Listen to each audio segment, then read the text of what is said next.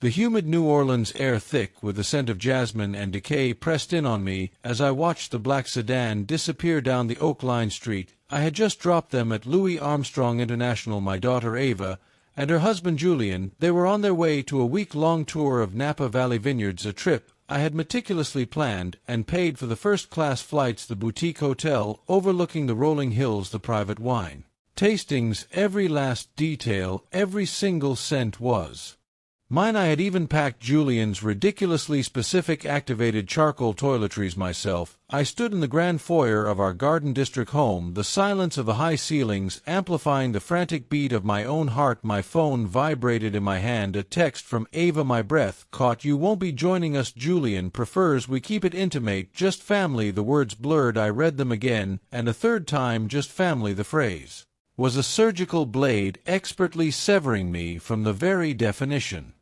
of the word. I, the woman who gave her life, was not family. I was an accessory, a sponsor, a travel agent, and now an inconvenience. They had used me to get what they wanted, and then cut the cord with the cold precision of a text message. I didn't shatter. Something far more terrifying happened. A chilling crystal in clarity settled over me. I walked from the foyer, my steps echoing on the heart pine floors, and went into my late husband's study. From the bottom drawer of his mahogany desk, I retrieved a thick sealed manila envelope. Inside lay the deed to this house, the house Robert and I had poured our souls into restoring. It was signed over to me, and only me, in an ironclad trust. Eva didn't know that she and Julian assumed with the blissful arrogance of youth that the house had passed to her. I had let them believe it, told them I would make things simple after her father passed. That was my mistake. That was before Julian had hollowed my daughter out and built a shrine to himself in her place. I stared down at the envelope, my hand perfectly steady. "So you prefer to keep it intimate?" I whispered to the empty, silent room. "All right, let's see how intimate you can get without a roof over your heads. It wasn't always like this. Ava, my Ava, used to be my sunlight." She had a laugh that could chase the shadows from the gloomiest corners of this old house. "After Robert died, I thought we would cling to each other like life rafts, and for a while we did, but then she married Julian." I first felt the shift in temperature when he came for dinner. He surveyed my cooking with the detached air of a food critic. When I offered him more of my crawfish étouffée, a recipe passed down through 3 generations, he waved a dismissive hand. "No thank you, Clara. The roux is a bit heavy for my palate." Weird, but fine. Everyone's a critic. Then, after they moved in to help me manage the big house, the subtle critiques became directives. My antique cypress furniture was cluttered. The wisteria in the courtyard was unruly. My presence, it was slowly made clear, was an interruption, so I retreated. I moved into the small garçonniere out back, the 2-room dependency we once used for guests. I told myself it was temporary. I told myself they were a young couple needing space to nest. I told myself lies. Soon they stopped inviting me into the main house for meals. I'd watch from my small window as they hosted lavish dinner parties for Julian's insufferable friends. From the art gallery he managed, I could hear their laughter drifting across the courtyard, mingling with the jazz music playing from my speakers. They used my silverware, drank from my crystal, all while I sat alone in exile on my own property. The final unforgivable blow came 3 days before the Napa trip. Ava knocked on my door, a rare occurrence, and handed me a printed itinerary. "Mom, everything's booked, Julian, and I will meet you at the airport," she'd said, a brittle smile on her face. A flicker of hope ignited in my chest. Maybe this is it, I thought. Maybe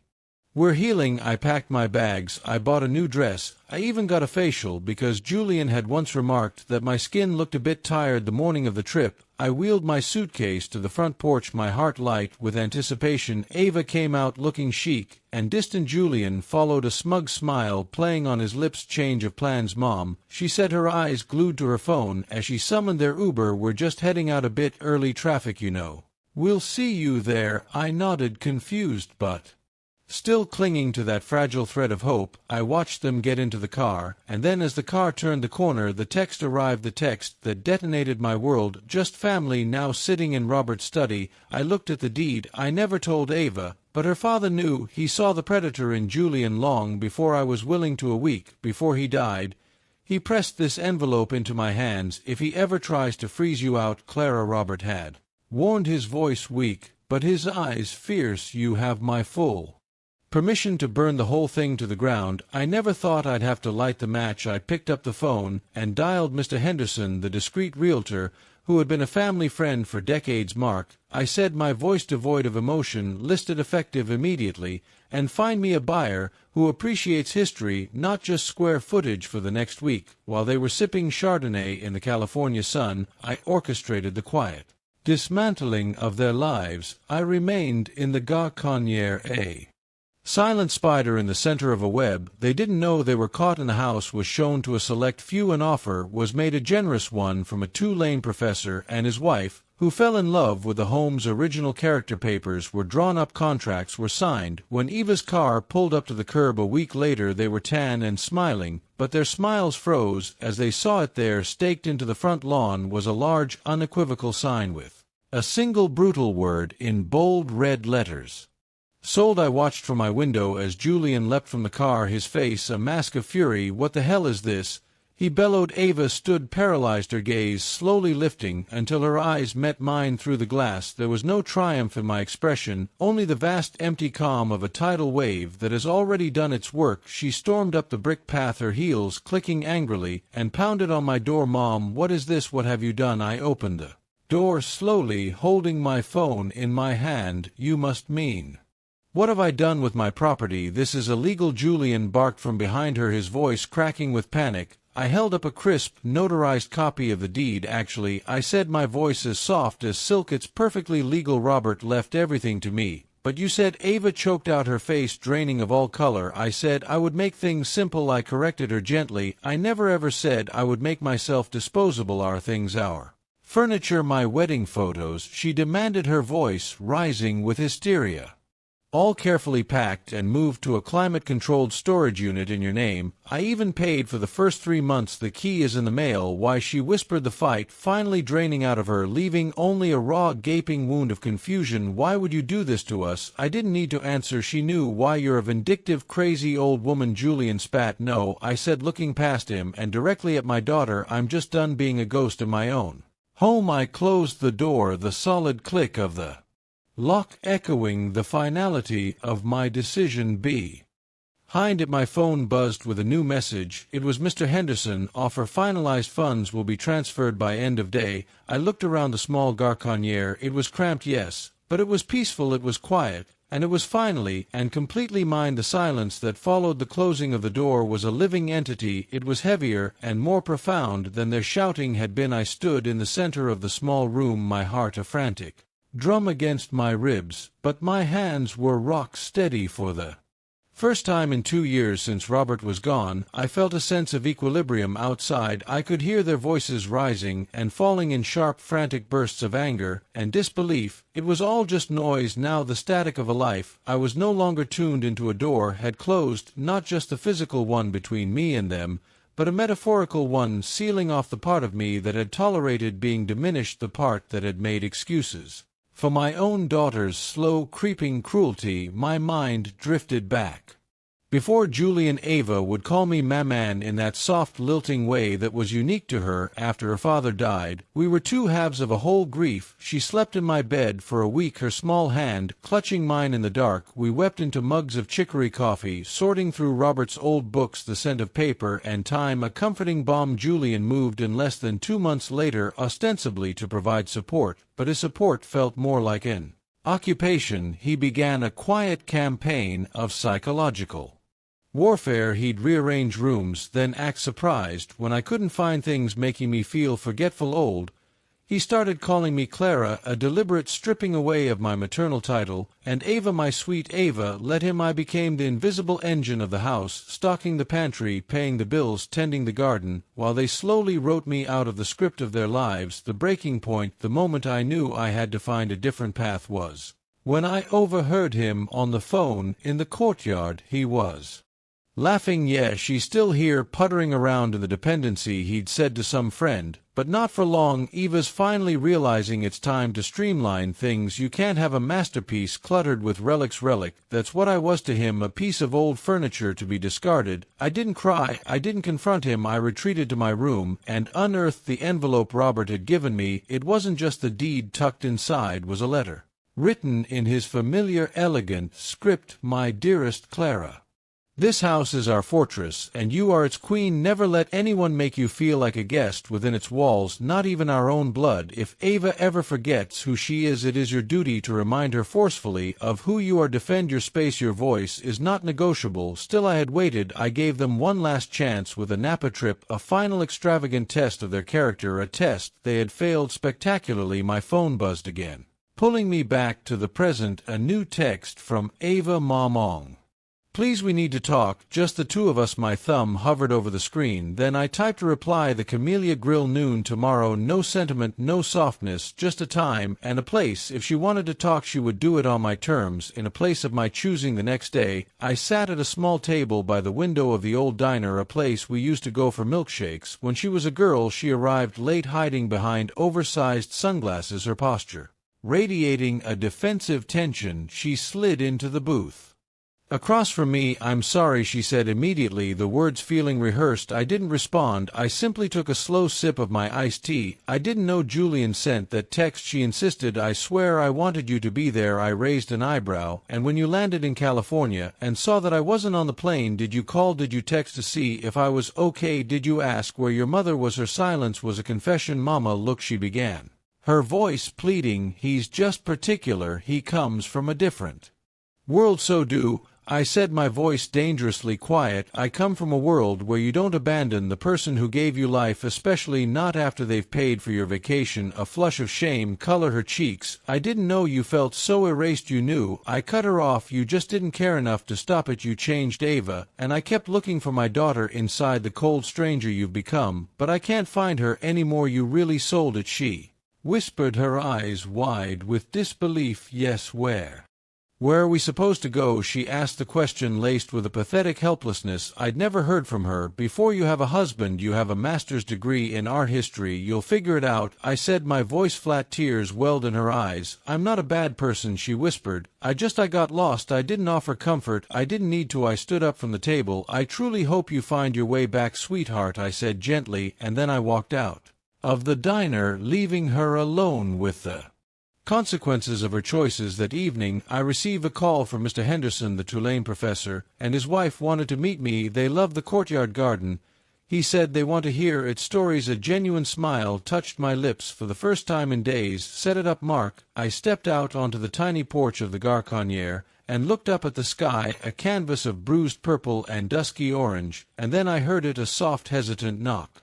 I turned. It was Eva. She stood there clutching something in her hands. It was the old leather-bound family photo album, the one I thought Julian had convinced her to throw away. "Can I come in?" she asked, her voice small and broken. I looked at her, at the album, at the chasm of pain that lay between us. I didn't answer, not yet. I stood there in the doorway, the scent of night-blooming jasmine hanging heavy in the air, a silent sentinel to our standoff. The photo album in Ava's hands was more than just a book. It was a relic from a life that felt a million miles away. Its leather cover was frayed, its corners soft from 1,000 turnings of pages filled with moments I had thought were lost to her. She clutched it like a shield, or perhaps like a peace offering. "Can I come in?" she asked again, her voice a mere whisper, now stripped of the brittle confidence she had worn like armor. I finally stepped aside, a silent concession. She entered the small space, her eyes taking in the cramped quarters I had called home for months. She saw the single armchair, the hot plate on the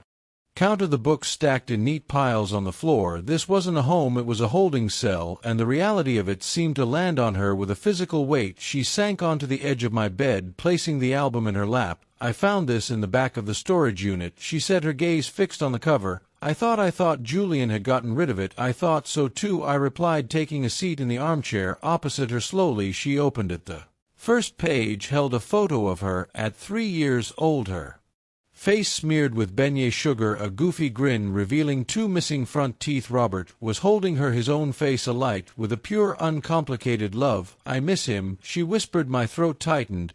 "He would be so disappointed in you, Eva." The words were stark, unvarnished. She flinched, but didn't argue. She knew it was true. She turned the page. A long silence stretched, filled only by the chirping of crickets in the courtyard. "You were always there," she finally said, her voice thick with emotion as she stared at a photo of me helping her with a disaster.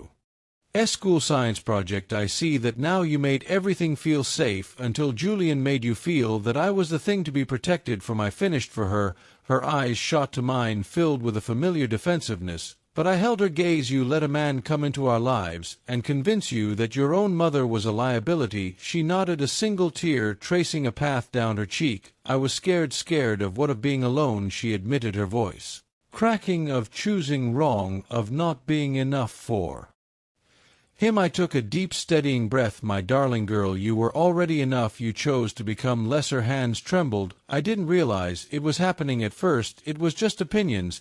He was just being protective, I told myself, and then he was making all my decisions, and I let him push you into this little room. I told myself you were strong enough to handle it. I shouldn't have had to be, I replied, my voice quiet but firm. I know, she whispered. I don't expect you to forgive me, but I wanted you to know I remember who I am, and I remember who you are. I looked at her, truly looked at her for the first time in a long time. The harsh, brittle shell was gone. In its place was the girl who used to crawl into my bed during thunderstorms. But I was wiser now. Love couldn't simply pave over the chasm of betrayal. How did Julian react, I asked, when he found out I'd sold the house? A bitter, humorless smile touched her lips. He was apoplectic. He accused me of failing to manage the situation, said I should have gotten you to sign over the deed months ago. I nodded slowly. And what did you say? I told him, she said, her voice gaining a sliver of its old strength, that he was the situation, and that he needed to pack his bags. My eyebrows shot up. You left him. I told him to go to a hotel, to give me space to figure out who I am without his voice in my head. She looked up, her eyes pleading. What do you want now? I asked. I want to earn my way back. I want you back in my life, not because you have to, but because I'm willing to do the work. My heart ached. I stood and walked to my small dresser, retrieving the folder containing Robert's letter. I placed it in front of her. Your father left this for me with a deed. Her fingers, hesitant at first, opened the folder. She read the words her father had written, her shoulders shaking with silent sobs. Defend your space. Your voice is not negotiable. She closed the folder, clutching it to her chest. I forgot, she cried. I forgot who I was, and I forgot who you are. I didn't, I said softly. A long moment passed. Eva looked around the tiny room, truly seeing it now not as a guest suite, but as my gilded cage. You've been here all this time? Yes, I said, waiting, but I was done begging for a seat at my own table. What happens now? She asked, her voice trembling. I thought for a moment. The future, an uncharted territory. Now, I said, you go figure out who you are when no one is telling you, and if you still want to rebuild this, you can come back, but you come back as an equal. You don't show up only when you're scared. You show up when things are hard, and you stay. She nodded, wiping her tears. Can I leave this here? She asked, holding up the photo album. I paused, then took its familiar weight from her hands. Yes. She stood hesitating at the door. Thank you, Mama, for opening the door tonight. Good night, Ava. After she left, I sat in the stillness, the photo album heavy on my lap. I turned a page and saw a picture of her dressed as a sunflower for a kindergarten play. Her smile radiant and unguarded, and for the first time in what felt like an eternity, I let myself weep, not for the pain, but for the possibility of release somewhere beyond the wrought iron gates, beyond the broken years. I felt the quiet stirring of something new, a fragile dawn after a long and starless night. The next morning, I met the new owners. The Tulane professor and his wife were kind, their eyes filled with a genuine respect for the house and its history. We walked through the courtyard together. This garden feels like it was loved for a very long time, the wife said, touching a fragrant gardenia blossom. We promised to be good stewards of it. That's all I ever wanted, I said, and I meant it. When I returned to the Garconnier, Darren was there waiting for me like a storm cloud. I need to talk to you, he began, his voice laced with aggression. I held up a hand, stopping him. No, Julian, you need to leave. You have no right to be on this property. You lost that privilege. You can't be serious. What about Ava? What about me? We poured our lives into this place. I laughed, a short, sharp, humorless sound. No, Julian, I poured my life into this place, Robert. And I did. You just decorated it. His face contorted with rage. You manipulated my daughter. You isolated her. You tried to turn her into a weapon against me. You thought you could erase me, but you miscalculated. You mistook my kindness for weakness. You'll regret this, he hissed. No, I said, my voice dropping to a near whisper. I regret letting it go on for so long. I Didn't want revenge, Julian, I wanted respect, and when I realized I would never get it from you, I chose peace instead. He stared at me, defeated the bully, finally facing a wall he couldn't break. He turned and walked away without another word. I closed the door, my heart pounding with the fierce, liberating thrill of a battle. Finally, 1 week turned into months. Ava didn't move back in. Instead, she got a small apartment of her own downtown and found a job at a women's shelter. She started therapy. She started the hard, unglamorous work of rebuilding herself from the ground up. She would come over on Sundays. We'd sit in my tiny courtyard, not talking about the past, but tentatively building a new present. One Sunday, she came with an envelope in her hand. "What's this?" I asked. "It's a lease," she said, a proud, nervous smile on her face, "for a little 2-bedroom cottage on the other side of the Garden District. I can afford it on my own, and I was hoping you'd be my roommate." Tears sprang to my eyes. "You bought us a home," she nodded. "I wanted you to have a place. You didn't have to fight for a place that's yours simply because you are loved, and you deserve it." I hugged her, my daughter, my strong, resilient, returning daughter, as I stood in the doorway of our new home a month later, watching her plant new rose bushes in our small front garden. I finally understood it was never about the house or the vacation. It was about the sacred space a person occupies in their own life. It was about the line between love and ownership, between support and control, and sometimes the most profound act of love is to burn everything down to save the one thing that truly matters. Sometimes you have to lose a house to find a home, and sometimes when someone who got lost finds their way back, not with excuses, but with a new map they drew themselves, you don't just open the door, you build a new one together.